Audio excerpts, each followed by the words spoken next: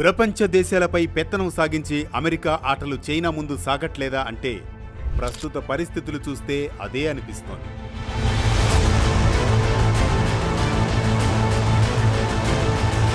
గత కొన్నేళ్లుగా ఆర్థికంగా వృద్ధి చెందడమే కాక గ్లోబల్ పాలిటిక్స్లో పట్టు సాధిస్తున్న చైనా ఇప్పుడు రేర్ ఎర్త్ మెటల్స్ ఎగుమతులపై ఆంక్షలతో పాశ్చాత్య దేశాలకు షాక్ ఇచ్చింది. ముఖ్యంగా అమెరికాకు గట్టి దెబ్బ తగిలినట్లయింది. ఎంతలా అంటే ఇప్పటికే 30% టారిఫ్స్ విధించిన అమెరికా అధ్యక్షుడు ట్రంప్ ఈ వ్యవహారంపై వెనక్కు తగ్గకపోతే నవంబర్ 1 నుంచి మరో 100% టారిఫ్స్ విధిస్తామంటూ చిందులు తొక్కారు.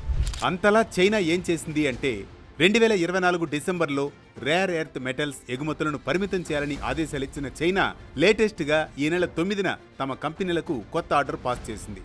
తమ అనుమతి లేనిదే రేర్ ఎర్త్ మెటల్స్ ఉన్న ఏ ఉత్పత్తిని ఎగుమతి చేయొద్దని, విదేశాల మిలిటరీ అవసరాల కోసం ఈ రెస్ట్రిక్టెడ్ మినరల్స్ అసలుకే పంపొద్దని స్పష్టం చేసింది. సెమీ కండక్టర్లపై అమెరికా విధించిన ఆంక్షలకు కౌంటర్గా చైనా ఈ నిర్ణయం తీసుకున్నట్లు తెలుస్తోంది.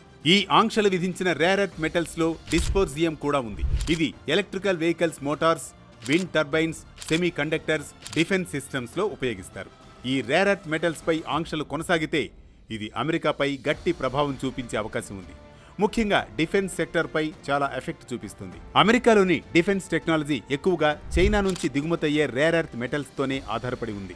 F-35 warplane, Virginia and Columbia class submarines, predator drones, Tomahawk missiles, radar, joint direct attack munition series of smart bombs, ఆయుధ వ్యవస్థలు ఈ రేర్ ఎర్త్ మెటల్స్ లో వినియోగిస్తారు. అమెరికాకు వచ్చే రేర్ ఎర్త్ ఇంపోర్ట్స్ లో 70% చైనా నుంచే వస్తాయి. అమెరికాకు గల్లియం అండ్ గర్మానియం ఎగుమతులపై 2024 డిసెంబర్లో చైనా విధించిన నిషేధం ఇంకా కొనసాగితే దానివల్ల అమెరికా ఆర్థిక వ్యవస్థకు $3.4 బిలియన్ నష్టం వస్తుందని యుఎస్ జియోలాజికల్ సర్వే రిపోర్ట్ వెల్లడించింది. మరోవైపు గ్రాఫైట్ను కూడా చైనా కట్టడి చేసింది.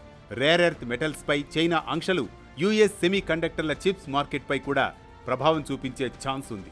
ఇక ఈ ఆంక్షలు లాంగ్ రన్ లో భారత్ సహా మిగతా దేశాలపై కూడా ప్రభావం చూపే అవకాశం ఉంది.